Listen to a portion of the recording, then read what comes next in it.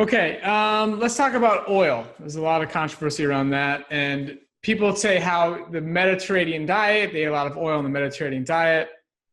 I mean, is oil a healthy fat? Is it necessary? What do you think about oil? So when people tell me oil is healthy, I'll say, what is in oil that makes it?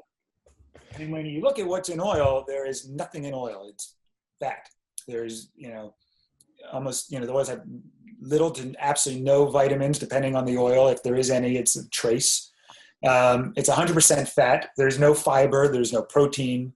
There's no carbohydrate, which is what our body runs on. It's just terrible stuff. If you extracted all the carbohydrate, because that's all the fat, right? You take olives and you extract all the fat, make olive oil, and you leave everything else behind. If you took, corn and extracted all the carbohydrate from that, so that's another macronutrient, you would get what? Corn syrup. That is terrible. Right? Everybody would say that's junk. And if you take all of the protein out of any type of food, you take soybeans, which are super healthy, you take all the protein out of it, make a soy protein powder, it's junk. It's not helpful for you. It increases your insulin growth factor more than dairy does, which is something that, is linked to increased cancer and acne and aging. So anytime you take a macronutrient, extract it out of a whole food and just eat that macronutrient, you're looking for trouble. So, and oils, all the oils, I don't care if it's polyunsaturated, monounsaturated, saturated, they all increase your risk of vascular disease. They don't halt the progression, like eating whole plant foods that have those same fats, but they're packaged in the whole food. So, right? So people are like, where am I going to get my fat from? Well, where do you think corn oil comes from? Corn. Where does olive oil? Oh, olives. Where does soybean oil come from? Soybeans. So you get all the fats you need, but eat them in the safety of the package, which is the whole food. That's the key. Yeah, and it's so good to hear you say this, actually, because the marketing around eating things like olive oil is just like, it's brilliant, because we've coined this new term of healthy fats, right? You need healthy fats, healthy fats, healthy fats. I hear that people say this all the time, but in reality, it's a marketing term that sort of brainwashes us into believing that we need to be eating more of that stuff in order to have, a properly functioning cardiovascular system. Right. So next follow-up question here is, well, actually, let me just add one thing to that.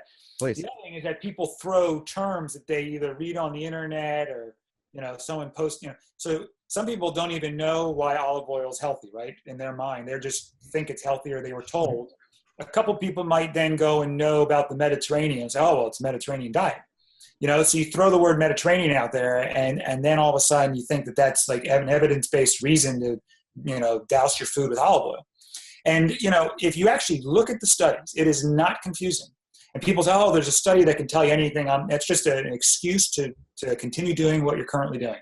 The studies are very clear that people that did well in the Mediterranean and the so-called Mediterranean diets that actually prevented disease or had low levels of disease, they were eating high whole food plant-based diets, lots of fruits and vegetables and whole grains and legumes, a little bit of olive oil, a little bit of wine. And, that's what made them healthy. It was not the olive oil and the wine. It was all the other stuff. And now that they're eating what we're eating, which is mostly the olive oil and the wine, and they left all the other stuff and forgot about that, they're getting our diseases. They're obese, heart disease, diabetes, all the stuff you'd expect to happen is happening.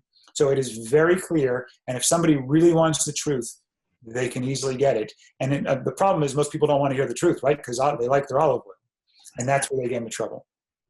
Oh, so you're saying historically, when olive oil and wine were a very small proportion of the diet, then you ended up with a much healthier population than we're seeing now, where olive oil and wine, as an example, has taken over a larger proportion of the diet. I'm saying that's historically the Mediterranean diet was, whole food, whole plant foods, the whole grains, fruits, vegetables, and legumes with a little bit of olive oil and wine. And now, and that's what the actual Mediterranean diet that promoted the health that people were quoting it consisted of. But unfortunately, what we've taken home, the part that we liked, and left all the other stuff. It's sort of like extract, what we do to the olive, and we extract all the fat and leave all the good stuff. For the Mediterranean diet, we extracted the wine and the oil and left all the whole grains and fruits and vegetables and legumes. And that's actually what was health promoting, despite the wine and despite the olive oil. And we, unfortunately, now think of, when I tell most people on the street, well, I don't actually go to most people on the street and ask them this, but if you did tell most people on the street, what's the Mediterranean diet? They would tell you it's got lots of red wine and lots of olive oil. Right. That's genius. Okay. So can you tell us what are the specific biological effects of oil on your cardiovascular system? What actually happens? So I can tell you what I know, but there's probably a lot more happening, and this is sort of that reductionist thinking that we try to stay away from, but it's still helpful for people to get an idea of what the oil does in your body. There's three things that I worry about with oil. One is it promotes vascular disease. So imagine a pipe, and the pipe is sort of building up plaque. Oils will help those plaques build up. So you have blood flowing through a pipe, and you want there to be nothing on the wall so it can flow through really easily. Over years of eating oils and your cholesterol building up, and the vessels start to get built up, and that narrows the lumen of the vessel. The second thing that happens is when you eat a fatty meal, the fats coat the red blood cells. So normally you have single red blood cells that have charges on them and repel each other. So the red blood cells don't clump, because if they clump, you want them, if they're going through these little capillaries, these little small blood vessels, you want them to sort of squeeze right through one at a time if they need to. Sometimes that's all that will fit. But if you clump 4, 5, 6, 7, 8, 9 of those together, all of a sudden you have this big ball that can't fit through the vessel. So that's a problem, and it takes quite a few hours for that to wear off after a fatty meal. And usually we have 3 fatty meals a day. So you can imagine your blood cells are clumping almost all the time. And then the third issue is it's not a pipe. Your blood vessels are actually this living tissue, and the endothelial cells on the inside and the vessel itself can contract and sort of flex, and the ability of that vessel to work properly, to dilate and do what it needs to do is impaired by oils, including olive oil. So you now have something that's supposed to work properly, where it's supposed to dilate, the vessel's supposed to dilate the way it needs to. It's not supposed to have plaque build up on the inside, and the vessels are supposed to go through single file or not clump when they're going through. And all of a sudden you eat this oil, and it stops working, it builds up, and the blood cells clump.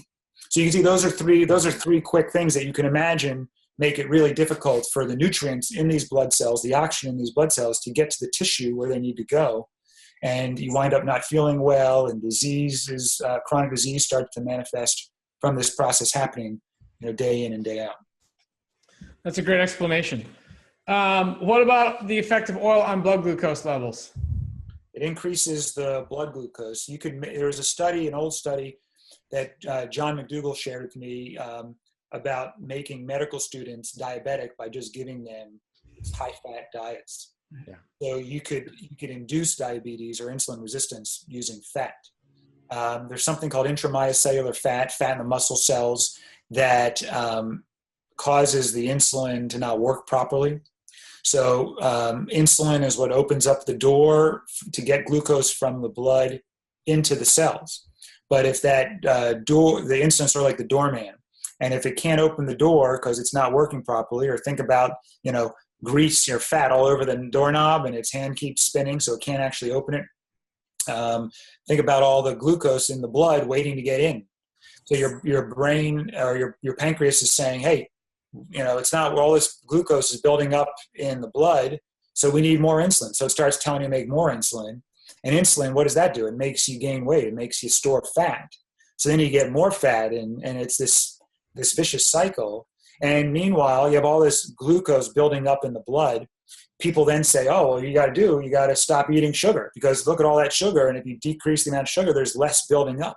But it doesn't matter. The problem is the fat and the insulin not working properly, not the sugar. And dealing with the sugar is missing the problem with the fat and the insulin not working. And if you fix the insulin and make that work properly by helping people lose weight, get the fat out of all that high fat, particularly the saturated animal fats, out of the diet, all of a sudden insulin starts working, and the glucose gets back into the cells the way it's supposed to. And you don't have to decrease your carbohydrate intake. You do have to get rid of the refined processed carbs, which also have lots of fat and junk in them. But the whole grain carbs and the fruits, all those carbs are really healthy carbs, and those can get in once you get insulin working properly. Right. So one of the things that in the marketing world, I think, has told us over and over again is that if you don't have olive oil, if you don't have coconut oil, then you can't get your essential fatty acids. Yeah. True or false? Well, considering that essential fatty acids are a polyunsaturated fat, and olive oil is a monounsaturated fat, and coconut oil is a saturated fat, I don't quite understand that, because there's a disconnect there, right? So people think that those are essential fats, but the only essential fats really are your omega-3s and your omega-6s. Those are polyunsaturated fats.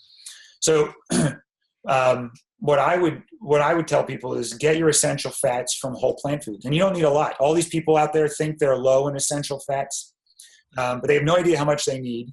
They have no idea how much they're getting. It's just this idea that I'm low and I need more.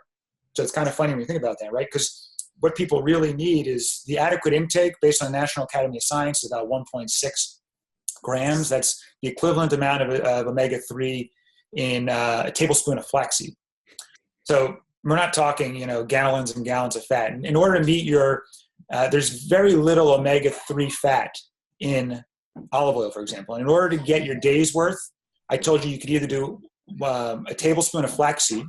Guess how much olive oil you would need to eat to get the 1.6 grams of omega-3? 10 tablespoons. 10 tablespoons. So it's like a cup. 1,900 calories of olive oil to get 1.6 grams of omega-3. It's very low because it's a monounsaturated fat, and omega-3s are a polyunsaturated fat.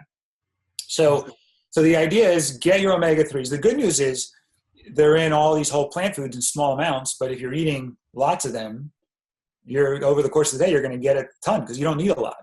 So that's what you want to do is you want to get whole plant foods, eat them. And if you want to eat concentrated sources, you can eat flaxseed, ground flaxseed, ground chia. You can eat foods that have more concentrated sources. That's fine. It's very healthy. But don't pour oil on your food or even flax oil. Eat the whole the ground up flaxseed. Omega-6 is another essential fat. We get way too much of that. The ratio is way off. And on the Western diet, because those come from all your vegetable oils. So most people are just deficient in 3, and they're particularly heavy in 6. And the other thing that you got to think about is when you got the same enzyme that allows you to make the short chain omega-3s into the long chain EPA DHA is the same enzyme that the omega-6s are competing for to make their arachidonic acid, which is pro-inflammatory. So if you're eating lots of omega-6, it's going to sort of gobble up all that enzyme and use it up. And if you decrease the omega-6, you're actually going to boost the amount of enzyme essentially that's effectively available for the omega-3 conversion. So there's lots of ways to optimize your essential fats. Eating coconut oil, eating olive oil are 2 that don't work. Does that make sense? Yep.